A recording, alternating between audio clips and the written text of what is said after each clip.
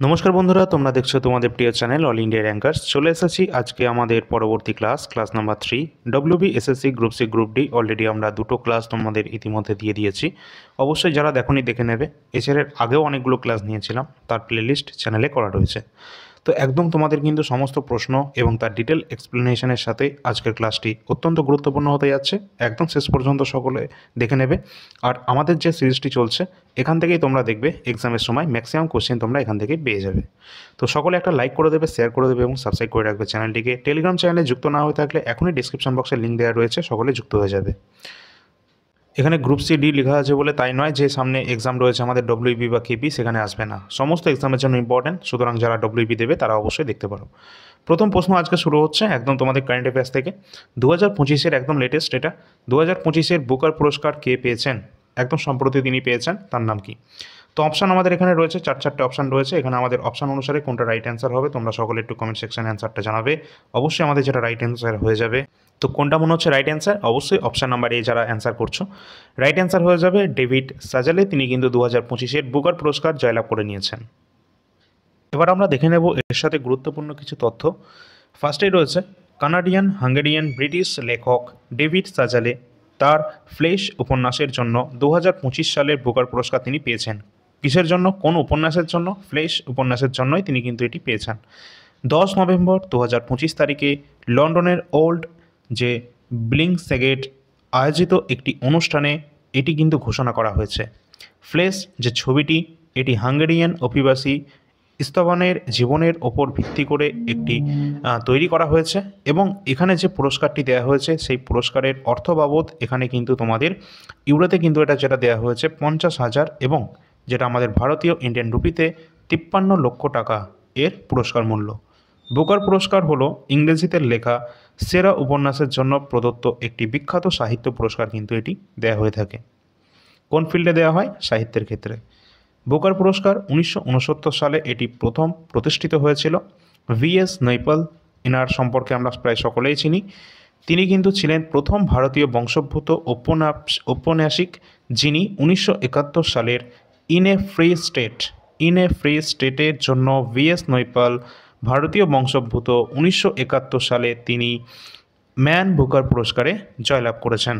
এছাড়া আমরা প্রায় সকলে এটা চিনি যে অরুন্ধতী রায় তিনি ছিলেন প্রথম ভারতীয় মহিলা যিনি 1997 সালে তার বিখ্যাত উপন্যাস গড অফ স্মল থিংসের জন্য তিনি বুকার পুরস্কার জয়লাভ করেছিলেন। প্রতিটা প্রশ্ন এক্সামের জন্য আমাদের ইম্পর্ট্যান্ট।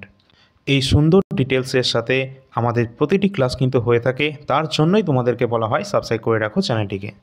তো চলো আমরা পরবর্তী প্রশ্নে আসি। ইউনাইটেড নেশনস ট্যুরিজম এর প্রথম মহিলা মহাসচিব হিসাবে কাকে নিযুক্ত করা হয়েছে? ইউনাইটেড নেশনসের ট্যুরিজমের প্রথম মহিলা মহাসচিব হিসাবে নিযুক্ত হয়েছেন, তার নাম হয়ে যাবে শেখ আল নাওয়াইস। অপশান নাম্বার এ আমাদের রাইট অ্যান্সার। এর সম্পর্কে যুক্ত কিছু তথ্য রয়েছে। সংযুক্ত আরব আমিরাত ইউএই একজন বিশিষ্ট ব্যবসায়ী নেতা শেখা নাসের আল নাওয়াইস 1 জানুয়ারি 2026 থেকে 4 বছরের জন্য দায়িত্ব গ্রহণ করবেন তিনি। সংগঠনের 50 বছরের ইতিহাসে এটিই প্রথমবারের মতো একজন মহিলাকে এর নেতৃত্ব দেওয়ার জন্য নিযুক্ত করা হয়েছে। 50 বছরের ইতিহাসে এই প্রথম এটি। জাতিসংঘের বিশ্ব পর্যটন সংস্থা সম্পর্কে আমরা যদি দেখি, UNWTO United Nations World Tourism Organization এটি একটি জাতিসংঘের সংস্থা যার মূল লক্ষ্য পর্যটনকে প্রচার করা, পর্যটন সম্পর্কিত তার যে গুণাবলীগুলি রয়েছে সেটাকে এগিয়ে নিয়ে যাওয়া বিভিন্ন সদস্য দেশের মধ্যে। প্রতিষ্ঠিত হয়েছিল কত সালে? 1 নভেম্বর 1975 সালে এটি প্রতিষ্ঠিত হয়। এর হেডকোয়ার্টার অবস্থান করছে মাদ্রিদ, স্পেনের মাদ্রিদ শহরে এটির হেডকোয়ার্টার বর্তমানে অবস্থিত। সদস্য রাষ্ট্র সংখ্যা কত রয়েছে? 159টি টোটাল মেম্বারশিপ কান্ট্রি রয়েছে। এছাড়া সহযোগী কান্ট্রি হিসাবে রয়েছেন 6টি। এবার আমাদের এখান থেকে যে প্রশ্নটা আসতে পারে যে ভারত কবে এর সদস্যপদ লাভ করছে? 1975 সালে কিন্তু Bharat United Nations World tourism অর্গানাইজেশনের সদস্যপদ লাভ করেছে। অবশ্যই এগুলো কিন্তু আমাদের এক্সামের জন্য গুরুত্বপূর্ণ তথ্য, যেগুলো আমাদের এসএসসি বা রেলওয়ের মতো এক্সামের জন্য গুরুত্বপূর্ণ। পরের প্রশ্ন রয়েছে লতা মঙ্গেশকর কোন বছর ভারতরত্ন লাভ করেছেন? তো লতা মঙ্গেশকর, যাকে সোয়ার কোকিলা বলা হয়ে থাকে, তিনি ভারতরত্ন পেয়েছিলেন সাল 2001-এ। সাল 2001-এ কিন্তু এই লতা মঙ্গেশকরের সাথে আর একজন গুরুত্বপূর্ণ পার্সন তিনি কিন্তু পেয়েছেন, যার নাম ওস্তাদ বিসমিল্লাহ খান। তোমরা কমেন্ট সেকশানে জানাবে বিসমিল্লাহ খান কোন বাদ্যযন্ত্রের সাথে যুক্ত, অবশ্যই ইম্পর্ট্যান্ট। পরের প্রশ্ন আছে, আচ্ছা আমরা দেখে নেব এখানে, এই যে আমাদের লতা মঙ্গেশকর রয়েছেন, তিনি কিন্তু আরও গুরুত্বপূর্ণ তিনটে অ্যাওয়ার্ড পেয়েছেন। পদ্মভূষণ পুরস্কার তিনি পেয়েছেন 1969 সালে, দাদা সাহেব ফালকে পুরস্কার পেয়েছেন 1989 সালে, পদ্মবিভূষণ পুরস্কারও কিন্তু তিনি পেয়েছেন 1999-তে। সুতরাং এই তিনটে পুরস্কার দেখতে পাচ্ছ, তিনটেরই কিন্তু শেষের দিকে 9 রয়েছে, ঠিক আছে। 69-এ পদ্মভূষণ, 1989-তে দাদা সাহেব ফালকে, পদ্মবিভূষণ 1999-তে, কিন্তু ভারতরত্ন তিনি 2001-এ পেয়েছেন। নেক্সট আছে, গ্রামীণ কর্মসংস্থান প্রতিষ্ঠানের জন্য জওহর রোজগার যোজনা এটি কবে শুরু হয়েছে? গুরুত্বপূর্ণ প্রশ্ন। জওহর রোজগার যোজনা এটি শুরু হয়েছে 1989 সালে। অপশান নাম্বার ডি আমাদের রাইট অ্যান্সার হয়ে যাবে। এর সম্পর্কে আমরা দেখে নেব এটি কবে চালু হয়েছে। এটি চালু করেছেন তৎকালীন প্রধানমন্ত্রী রাজীব গান্ধী। রাজীব গান্ধীর সময় এটি কিন্তু প্রথম চালু করা হয়েছিল 1989-তে। এটি সপ্তম পঞ্চবার্ষিকী পরিকল্পনা, অর্থাৎ 1985 থেকে 1990-এর মধ্যে এটি চালু করা হয়েছিল। এর মূল উদ্দেশ্য কী ছিল? গ্রামীণ এলাকায় বেকার এবং অর্ধ বেকার যে শ্রমিক বা যে সমস্ত বেকার যুবকরা রয়েছে, তাদের জন্য মজুরি ভিত্তিক যে কর্মসংস্থান সেটাকে কিন্তু তৈরি করাই হলো এর মূল লক্ষ্য। পরের প্রশ্ন আছে, Indira Gandhi centre for atomic research এটি কোথায় অবস্থান করছে? Indira Gandhi centre for atomic research অবস্থান করছে কোথায়? কালাপাক্কাম। অপশান নাম্বার বি আমাদের রাইট অ্যান্সার হয়ে যাবে। পরের প্রশ্ন, বিক্রম সারাভাই স্পেস সেন্টার এটা কোথায় অবস্থান করছে? বিক্রম সারাভাই স্পেস সেন্টার এটি অবস্থান করছে কোন জায়গায়? সঠিক অ্যান্সার হয়ে যাবে, এটি কিন্তু তিরুবনন্তপুরমে অবস্থান করছে বিক্রম সারাভাই স্পেস সেন্টার। এছাড়া এখানে কিন্তু এটা তো আমাদের কেরালায় অবস্থান করছে, আর একটা কিন্তু পরীক্ষায় জিজ্ঞাসা করা হয় যেটা শ্রীহরিকোটায় অবস্থান করছে, কোনটা সেটা হচ্ছে Satish Dhawan space centre. Satish Dhawan space centre Sriharikota অন্ধ্রপ্রদেশে এটি অবস্থান করছে। আর এখান থেকেই ম্যাক্সিমাম সমস্ত আমাদের যে মিশনগুলো হয়ে থাকে ইসরোর, বেশিরভাগ যে চন্দ্রয়ান 1, 2, 3 বলো, সমস্ত বেশিরভাগ মিশনগুলো কিন্তু আমাদের শ্রীহরিকোটা অন্ধ্রপ্রদেশ থেকে উৎক্ষেপণ করা হয়ে থাকে। ইসরো সম্পর্কে যদি আমরা দেখে নিই, ইন্ডিয়ান স্পেস রিসার্চ অর্গানাইজেশন, ভারতীয় মহাকাশ গবেষণা সংস্থা, যেটি প্রতিষ্ঠিত হয়েছিল 1969-এর 15ই আগস্ট, এবং এটার হেডকোয়ার্টার অবস্থান করছে বেঙ্গালুরু, কর্ণাটকে। কর্ণাটকের বেঙ্গালুরু শহরে এর হেডকোয়ার্টার বর্তমানে অবস্থান করছে। পরবর্তী প্রশ্নে যাওয়ার আগে তোমরা এখানে দেখতে পাচ্ছ স্ট্যাটিক চেকের একটি গুরুত্বপূর্ণ একটি পিডিএফ বা নোটস, যেটি আমরা প্রোভাইড করছি তোমাদের সমস্ত এক্সামের জন্য, যারা যারা এক্সাম দেবে সামনে WBP, KP constable, WB SSC group C, group D, পিএসসির কোনো এক্সাম বা এসএসসি রেলওয়ের মতো কোনো এক্সাম যেখানে স্ট্যাটিক জিকে বলে কোনো কোশ্চেন তোমাদের এসে থাকে, সেটার জন্যই কিন্তু এই পিডিএফটি রেডি করা হয়েছে। কি রয়েছে এই পিডিএফে সেটা তোমরা এখানে দেখতেই পাচ্ছ। তার আগে এই যে নাম্বারটি রয়েছে, এই নাম্বারটিতে তোমরা সকলে যাদের এটা প্রয়োজন রয়েছে, ডিসক্রিপশন বক্সে এই নাম্বারটি তোমরা পাবে। এই নাম্বারে তোমরা হোয়াটসঅ্যাপের মাধ্যমে যোগাযোগ করবে এই পিডিএফটি নেওয়ার জন্য। এর ডেমো পিডিএফও তোমরা এই নম্বরে পেয়ে যাবে। আর কমন এখান থেকে আসবেই, তার কারণ আমি এখানে দেখিয়ে দিচ্ছি এখানে কি প্রশ্ন রয়েছে। এখানে যে টপিকগুলি রয়েছে সেগুলো তোমরা দেখতেই পাচ্ছ, কোন কোন টপিক এগুলো একটু দেখে নাও, আমি আর বলছি না। এখানে টোটাল 120টার ওপর টপিক সংখ্যা রয়েছে, টোটাল পেজ সংখ্যা রয়েছে 126টি। সম্পূর্ণ পিডিএফটি একদম কালারফুল দেওয়া রয়েছে সম্পূর্ণটা, এবং A4 সাইজ পিডিএফ দেওয়া রয়েছে, তোমরা প্রিন্ট করতে পারবে, কোনো সমস্যা তোমাদের হবে না।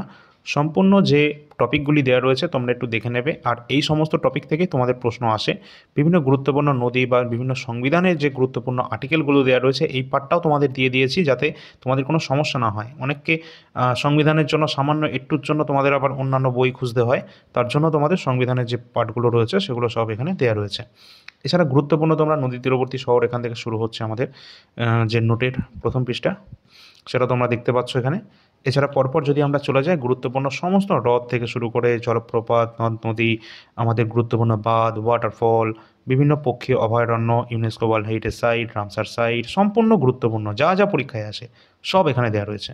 সামনে যে কোনো এক্সাম দাও না কেন তোমরা, এই পিডিএফটা তোমাদের সকলের কাছে থাকা অবশ্যই গুরুত্বপূর্ণ।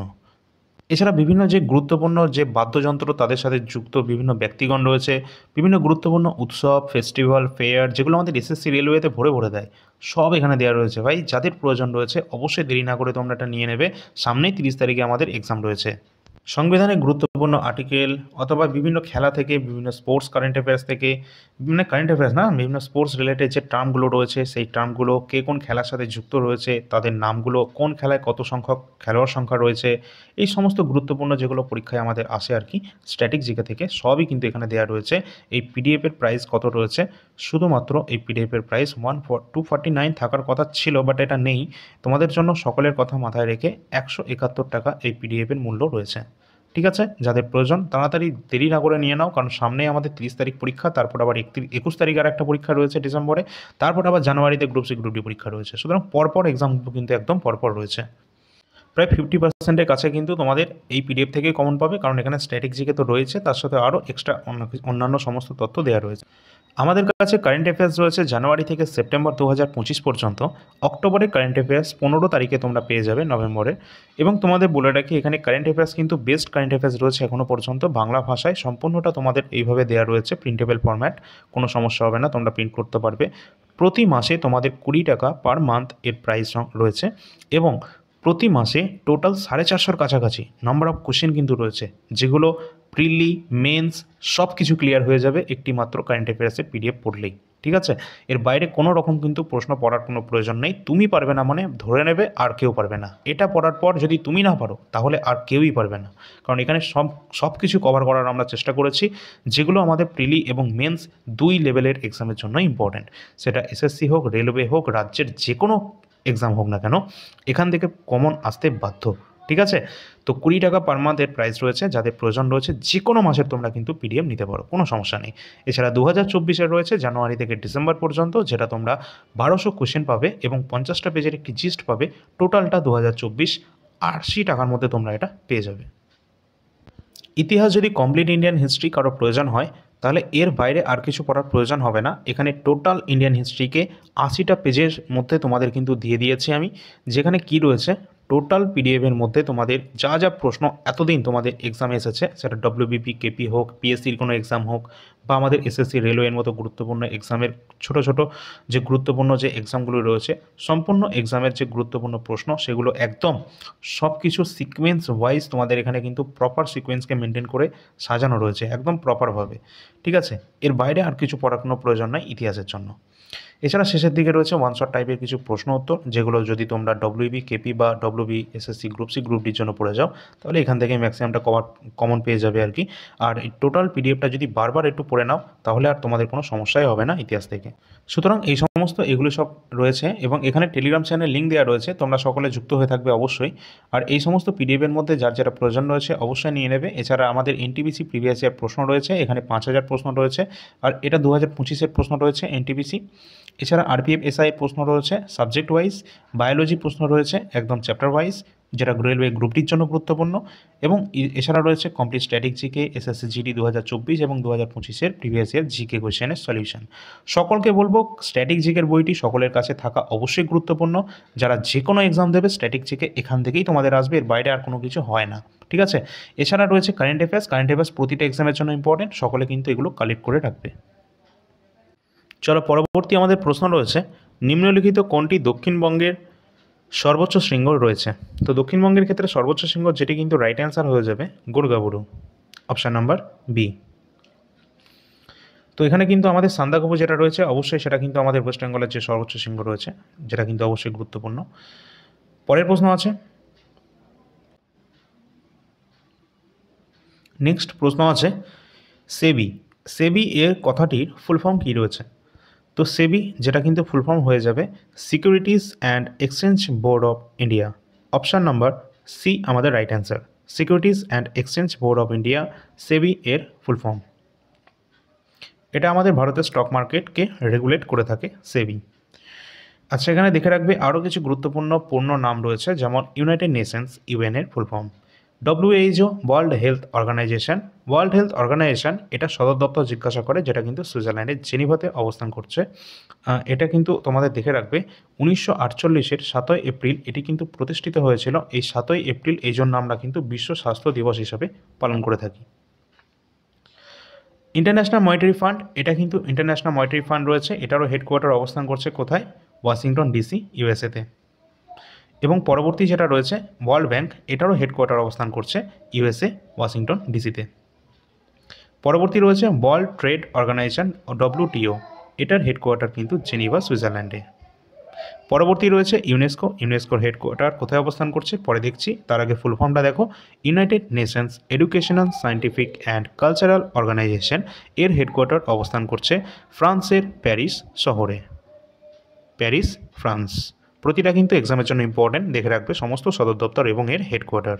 আর এই সমস্ত আমাদের যে গুরুত্বপূর্ণ ইন্টারন্যাশনাল বা ন্যাশনাল অর্গানাইজেশনগুলি রয়েছে, এগুলি কবে প্রতিষ্ঠিত হয়েছে এবং এর হেডকোয়ার্টার কোথায় অবস্থান করছে, এই সমস্ত কিছু আমাদের স্ট্যাটিক জিকের যে PDF দেখলে তোমরা, সেখানে সব কিছু দেওয়া রয়েছে। চলো পরের প্রশ্নে আসি। নেক্সট আছে পাল রাজবংশের প্রতিষ্ঠাতা কে ছিলেন? তো পাল রাজবংশের প্রতিষ্ঠাতা ছিলেন, আমাদের রাইট অ্যান্সার হবে গোপাল, অপশান নাম্বার এ। আরও কিছু গুরুত্বপূর্ণ বংশ যেমন মৌর্য বংশ রয়েছে, যার প্রতিষ্ঠা রয়েছেন চন্দ্রগুপ্ত মৌর্য।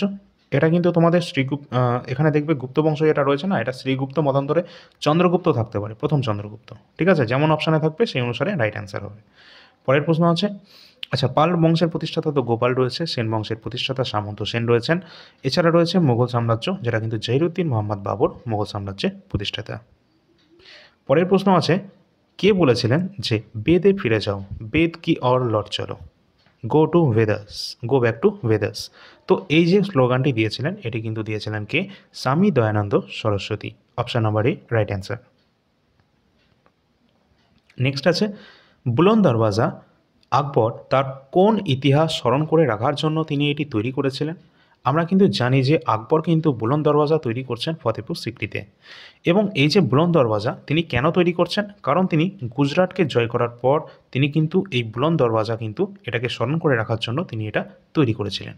অবশ্যই ইম্পর্ট্যান্ট, এখান থেকে প্রশ্ন বারবার পরীক্ষায় চলে আসে। এখান থেকে আমরা দেখে নেব, এটি ভারতের উত্তরপ্রদেশ রাজ্যের ফতেপুর সিক্রিতে অবস্থান করছে এবং মুঘল সম্রাট আকবর এটি কিন্তু নির্মাণ করেন। সম্রাট আকবর কর্তৃক গুজরাট জয়ের যে স্মারক স্তম্ভ হিসাবে তিনি কিন্তু এটি নির্মাণ করেছিলেন 1601 খ্রিস্টাব্দে। এটি প্রধানত লাল বেলে পাথর এবং মার্বেল দিয়ে তৈরি করা হয়, যা প্রায় 54 মিটার বা 177 ফুট উচ্চতা নিয়ে এটি বিশ্বের উচ্চতম প্রবেশদ্বারের মধ্যে অন্যতম। অবশ্যই ইম্পর্টেন্ট, কোন কোন জিনিস দিয়ে তৈরি হয় সেটাও পরীক্ষায় চলে আসে। এছাড়া আরেকটি পয়েন্ট, এটি ফতেপুর সিক্রির জামা মসজিদের প্রধান প্রবেশদ্বার। বলা হয়ে থাকে যে এই যে ফতেপুর সিক্রিতে অবস্থান করছে বুলন্দ দরওয়াজা, এটি কি, এটা কোন মসজিদের প্রবেশদ্বার? তো এটি কিন্তু জামা মসজিদের এন্ট্রান্স, যে গেট রয়েছে, যে প্রবেশদ্বার রয়েছে, সেটাই হচ্ছে এই জামা মসজিদের, যেটা তৈরি করেছে কে? আকবর। ফতেপুর সিক্রিতে এটা অবস্থান করছে এবং এটা কিন্তু গুজরাট বিক্রিকে জয় করার পর তিনি কিন্তু এটি তৈরি করেছিলেন। প্রতিটা এক্সামের জন্য ইম্পর্টেন্ট, যদি ভালো লাগে একটা লাইক এবং শেয়ার এখনই একটা করে দেবে। সাবস্ক্রাইব না করে থাকলে তাড়াতাড়ি করে রাখো, কারণ এই চ্যানেলটি তোমাদের কিন্তু ফ্রি অফ কস্ট তোমাদের দারুণ কন্টেন্ট কিন্তু পরীক্ষার জন্য প্রোভাইড করা হয়। ঠিক আছে, আর এটা কখনো বন্ধ যাবে না, চলতেই থাকবে। পরবর্তী প্রশ্ন রয়েছে, 1784 সালে এশিয়াটিক সোসাইটি অফ বেঙ্গলের প্রতিষ্ঠা করেছিলেন কে? 1784-তে এশিয়াটিক সোসাইটি অফ বেঙ্গল প্রতিষ্ঠা করেন sir William Jones, option number এ আমাদের রাইট অ্যান্সার হয়ে যাবে। নেক্সট প্রশ্ন আছে, টোটো একটি আদিম জনগোষ্ঠী, এটি দেখা যায় ভারতের কোন রাজ্যে? এটি কিন্তু ভারতের প্রধানত পশ্চিমবঙ্গে দেখা যায়। এই টোটো যে উপজাতি রয়েছে, এগুলো বিভিন্ন ট্রাইব। ঠিক আছে, পরীক্ষায় চলে আসে, আর বিভিন্ন ট্রাইবগুলি অলরেডি আমাদের পিডিএফে দেওয়া রয়েছে। পরের প্রশ্ন আছে, দ্রাঘিমাংশ অনুসারে ভারতের পূর্বতম রাজ্য কোনটি? বলা হয়েছে দ্রাঘিমাংশ অনুসারে ভারতের পূর্বতম রাজ্য কোনটি? অবশ্যই রাইট অ্যান্সার কিন্তু হয়ে যাবে অরুণাচল প্রদেশ, ভারতের পূর্বতম রাজ্য। এবং এই অরুণাচল প্রদেশের যে কিবিথু যে জায়গাটা রয়েছে, এখানেই কিন্তু প্রথম ভারতের সূর্যোদয় এখানেই হয়ে থাকে। ঠিক আছে, আর প্রথম শেষ যদি আমরা বলি তোমাদের কি বলে ওটা, সানসেট হয়ে থাকে কোথায়? যেটা কিন্তু গুজরাটের ওইদিকে হয়ে থাকে, জামনগরের ওইদিকে। তো এই যে আমাদের গুজরাট এবং অরুণাচল প্রদেশ, এদের দু জায়গার যে টাইমের যদি ডিফারেন্সের আমরা কথা বলি না, তো সেক্ষেত্রে কিন্তু আমাদের ভারতে কিন্তু একটাই টাইম জোন আছে, আমরা প্রায় সকলেই জানি, ইন্ডিয়ান স্ট্যান্ডার্ড টাইম, ঠিক আছে। তো একটাই মাত্র ভারতের টাইম জোন রয়েছে, সেই অনুসারে কিন্তু ভারতের যে দ্রাঘিমা রেখার বিস্তারটা রয়েছে সেই অনুসারে দেখতে গেলে টোটাল এদের দুজনের মধ্যে ডিফারেন্স হয়ে থাকে প্রায় 2 ঘন্টার কাছাকাছি, ঠিক আছে। তো এখানে যদি অরুণাচল প্রদেশে যদি 6টার সময় সূর্যোদয় হয়, তো আমাদের গুজরাটের দিকে হয়তো 8টার দিকে সূর্যোদয় হবে, এইরকম ব্যাপারটা। আচ্ছা, আমরা দেখে নেব যে পশ্চিমতম রাজ্য আমাদের কোনটা। অবশ্যই গুজরাটের যে কচ্ছ রান রয়েছে, হ্যাঁ, এটা কিন্তু একদম পশ্চিমতম বিন্দু, পশ্চিমতম জায়গা হয়ে যাচ্ছে, যেটা কিন্তু আমাদের গুজরাটের কচ্ছ রান। পরবর্তী রয়েছে পূর্বতম রাজ্য কোনটি, যেটা কিন্তু অরুণাচল প্রদেশের কিবিথু জেলা যেটা অবস্থান করছে। এছাড়া উত্তরতম যদি রাজ্য বলা হয় তাহলে কিন্তু হিমাচল প্রদেশ হয়ে যাবে। উত্তরতম রাজ্যের কথা বলা হয়েছে। পরবর্তী দক্ষিণতম রাজ্য কিন্তু কন্যাকুমারী, তামিলনাড়ুর কথা বলা হয়েছে। এখানে যেহেতু রাজ্যের কথা বলা হয়েছে না, তাই জন্য কিন্তু এটা হিমাচল। বাট এখানে যদি ইউনিয়ন টেরিটরি বা তোমাদের যদি বলা হতো যে রাজ্য, তাহলে কিন্তু আমাদের ইউটির ক্ষেত্রে লাদাখই কিন্তু রাইট অ্যান্সার হতো, ঠিক আছে। অপশান অনুসারে যেরকম প্রশ্ন বলবে সেই অনুসারে আমাদের রাইট অ্যান্সার হবে। পরবর্তী প্রশ্ন আছে যে ভারতবর্ষের সর্বাধিক এলাকা জুড়ে রয়েছে কোন ধরনের মৃত্তিকা। কোন ধরনের মৃত্তিকা রয়েছে ভারতের সবথেকে বেশি দেখা যায়? অবশ্যই আমাদের ভারতের সবথেকে বেশি পলিমাটি কিন্তু দেখা যায়। পরের প্রশ্ন আছে, ভারতের সবুজ বিপ্লবের কারণে নিম্নলিখিত কোন ফসলের উৎপাদনের হার সবচেয়ে বেশি হয়েছে? তো আমরা তো প্রায় সকলেই জানি সবুজ বিপ্লবের জন্য ভারতে কিন্তু যে গম উৎপাদনের ব্যবস্থাটা, এটা কিন্তু সবথেকে বেশি হয়েছে, সুতরাং আমাদের রাইট অ্যান্সার এটি হবে। এবং ভারতের সবুজ বিপ্লবের জনক কে রয়েছেন? অবশ্যই যেটা কিন্তু এম.এস. স্বামীনাথন, তিনি কিন্তু ভারতের সবুজ বিপ্লবের জনক, আর তিনিই কিন্তু 2024 সালে মরণোত্তর ভারতরত্ন পুরস্কারটি তিনি পেয়েছেন। এখানে আমরা দেখব ভারতে 1960-এর দশকে শুরু হয়েছে এই সবুজ বিপ্লব, এবং প্রধান লক্ষ্য ছিল কিন্তু এর উচ্চ ফলনশীল বীজের মাধ্যমে খাদ্যশস্য, বিশেষত গম এবং ধানের উৎপাদনকে বহুগুণে বাড়ানো। এটাই হচ্ছে এর মূল উদ্দেশ্য। উচ্চ ফলনশীল বীজ, উন্নত যে সেচ ব্যবস্থা, রাসায়নিক সার এবং কীটনাশকের প্রয়োগের মাধ্যমে এটাকে কিন্তু আরও ভালো কিন্তু ফলন তৈরি করা, এটাই এর মূল উদ্দেশ্য তো ছিলই। তার সাথে সাথে ভারতের এই বিপ্লবের নেতৃত্ব কিন্তু দিয়েছিলেন এম.এস. স্বামীনাথন, যিনি 2024 সালে ভারতরত্ন সম্মানে ভূষিত হয়েছেন। প্রাথমিকভাবে এটি পাঞ্জাব, হরিয়ানা এবং উত্তরপ্রদেশ অর্থাৎ উত্তরপ্রদেশের পশ্চিম অংশে এটা কিন্তু ব্যাপকভাবে কিন্তু প্রচলিত হয়েছে, এবং এই সমস্ত রাজ্যগুলিতে গম উৎপাদনের সর্বাধিক সাফল্য লাভ করেছে। পরের প্রশ্ন দেখি কি আছে। বলা হয়েছে যে কৃষি উৎপাদনের মূল্যের ক্ষেত্রে ভারতের সবচেয়ে গুরুত্বপূর্ণ অর্থকারী ফসল কোনটি? তো ভারতের সবথেকে গুরুত্বপূর্ণ অর্থকারী ফসলের মধ্যে আমাদের রাইট অ্যান্সার হয়ে যাবে তুলা। মূল্যের ক্ষেত্রে বলা হয়েছে, সুতরাং তুলো আমাদের রাইট অ্যান্সার হবে। পরের প্রশ্ন, হাইকোর্টের প্রধান বিচারপতি নিযুক্ত হন কার দ্বারা? তো কার দ্বারা হাইকোর্টের প্রধান বিচারপতি নিযুক্ত হয়ে থাকেন? অবশ্যই রাষ্ট্রপতি কিন্তু নিযুক্ত করে থাকেন হাইকোর্টের প্রধান বিচারপতিকে, এবং কোনো বিচারপতি যদি তার পদত্যাগপত্র পেশ করতে চান, তিনিও কিন্তু সেই রাষ্ট্রপতিকেই পেশ করছেন, যেমনটা আমাদের রাজ্যে করেছেন অভিজিৎ গঙ্গোপাধ্যায়। আমরা সকলেই দেখেছিলাম, যিনি কিন্তু আমাদের কলকাতা হাইকোর্টের প্রধান বিচারপতি ছিলেন। পরের প্রশ্ন কী আছে, নির্বাচন কমিশন গঠন করেন এখানে কে? তো আমাদের এটা কোনটা রাইট অ্যান্সার হবে? অপশানগুলো তোমরা একটু দেখে রাখবে। পরের প্রশ্ন বলা হয়েছে যেটা আমাদের কমিশন গঠন করেছিলেন কে? অবশ্যই কিন্তু নির্বাচন কমিশন, এটা কিন্তু ভারতের রাষ্ট্রপতি এটি গঠন করেন, এবং এই প্রশ্নটা কিন্তু তোমাদের WBPSC WBCS এক্সামে কিন্তু এসেছিল, ঠিক আছে। চলো পরের প্রশ্ন কী আছে, ভারতের সংবিধান অনুসারে জীবন এবং ব্যক্তিগত স্বাধীনতার অধিকার রক্ষিত হয়েছে কত নম্বর আর্টিকেলে? জীবন এবং ব্যক্তিগত স্বাধীনতার অধিকার যখনই বলবে তখনই আর্টিকেল নাম্বার 21 আমাদের সবার সামনে হাজির হবে, সুতরাং এটি আমাদের রাইট অ্যান্সার হয়ে যাবে। নেক্সট প্রশ্ন কি আছে, আমরা দেখব যে এই যে 20 নম্বর আর্টিকেল রয়েছে, এখানে দেওয়া রয়েছে জীবন এবং ব্যক্তিগত স্বাধীনতার অধিকার। এই জিনিসটা সামান্য আর্টিকেল থেকে মনে হচ্ছে, কিন্তু এর মধ্যে বহু কিছু চলে আসে, বহু কিছু। এখানে কি আছে, আইন দ্বারা প্রতিষ্ঠিত পদ্ধতি ছাড়া অন্য কোনো উপায়ে কোনো ব্যক্তিকে তার জীবন বা ব্যক্তিগত স্বাধীনতা থেকে বঞ্চিত করা যাবে না। সম্পূর্ণটা ম্যাক্সিমামটা এখানে পড়ে যায়। যেমন আমরা রাত্রেবেলা দেখি না যে রাত 11টার পরও মাইক বাজছে, ফাংশন চলছে, এদিকে পুলিশ চলে আসলো, সেগুলো বন্ধ করে দিল। তার মানে কি? তার কারণ এই যে 21 নম্বর আর্টিকেল, এর মধ্যে অনেক কিছুই পড়ে যায়, এখন বিস্তারিত সব কিছু পড়া সম্ভব নয়। পরের প্রশ্ন কি আছে, সুপ্রিম কোর্টের বিচারপতির অবসরকালীন বয়স কত? তো সুপ্রিম কোর্টের বিচারপতির অবসরকালীন যে বয়স সেটা কিন্তু রাইট অ্যান্সার হয়ে যাবে 65 ইয়ার্স। আর যদি বলা হয় হাইকোর্টের ক্ষেত্রে সেটা কিন্তু হয়ে যাবে 62 ইয়ার্স, 62 বছর পর্যন্ত। পরের প্রশ্ন আছে, কোন বছর থেকে ভারতীয় অর্থনীতি বিশ্বায়নের নীতি গ্রহণ করে? পরের প্রশ্ন আছে, কোন বছর থেকে ভারতীয় অর্থনীতি বিশ্বায়নের নীতি গ্রহণ করে? অবশ্যই রাইট অ্যান্সার হয়ে যাবে এখানে 1991 সাল থেকে, অপশান নাম্বার সি। পরের প্রশ্ন আছে, আচ্ছা এখানে দেখে নেবে 1991 সালের অর্থনৈতিক সংস্কার, যেটা কিন্তু আমাদের রয়েছে কি লিবারাইজেশন, প্রাইভেটাইজেশন এবং গ্লোবালাইজেশন, এলপিজি রিফর্মস। এই বছর ভারত সরকার একটি গুরুতর অর্থনৈতিক সংকটের সম্মুখীন হয়েছিল, যার ফলে বড় ধরনের অর্থনৈতিক সংস্কার শুরু করা হয়। এই সংস্কারগুলির মধ্যে বিশ্বায়ন অর্থাৎ গ্লোবালাইজেশন ছিল একটি প্রধান নীতি। পরের প্রশ্ন আছে, 1956 সালের শিল্পনীতিতে শিল্পগুলিকে কয় ভাগে ভাগ করা হয়েছে? এখানে যে শিল্পনীতি রয়েছে তাকে কিন্তু টোটাল 3টে ভাগে ভাগ করা হয়েছিল, 3টে ভাগে ভাগ করা হয়েছিল। এবং 1956 সালের যে শিল্পনীতি এটি ছিল ভারতীয় দ্বিতীয় পঞ্চবার্ষিক পরিকল্পনার মূল ভিত্তি, যেটা 1956 থেকে 61-র মধ্যে হয়েছিল। পরের প্রশ্ন আছে, ভারত সরকার নির্বাচিত কিছু রাষ্ট্রায়ত্ত সংস্থার শেয়ার বিক্রি করা শুরু হয়েছিল, এটি কত সালে? অবশ্যই এক্ষেত্রে আমাদের রাইট অ্যান্সার হয়ে যাবে অপশান নম্বরে 1992 সাল থেকে। পরবর্তী রয়েছে নাবার্ডের কাজ কি? নাবার্ড কিন্তু একটি ব্যাংক।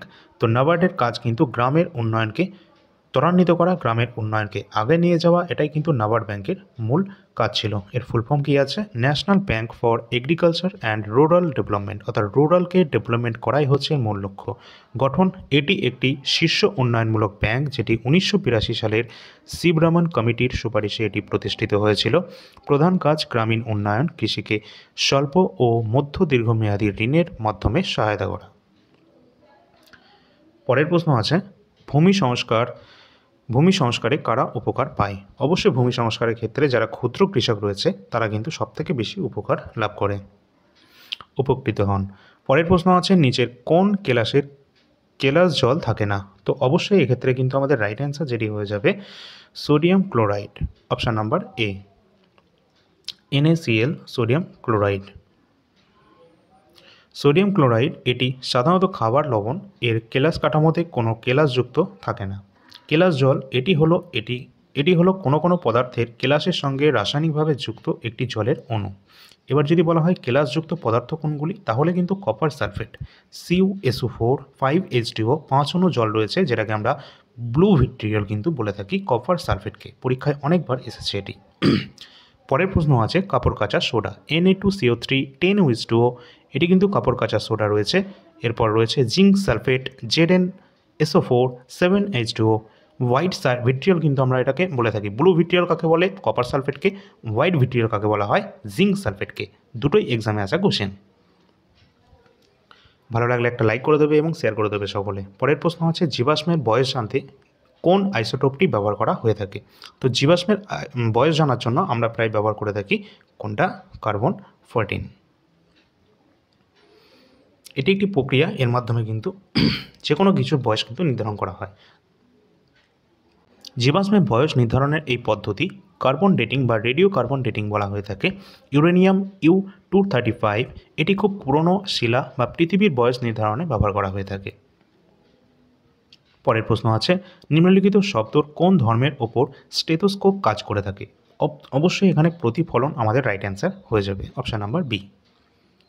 নেক্সট আছে, শব্দের প্রতিফলন কি? শব্দের প্রতিফলন এটি কঠিন পৃষ্ঠে বাধা পেয়ে শব্দ যেদিকে ফিরে আসে তাকে প্রতিফলন বলে হয়।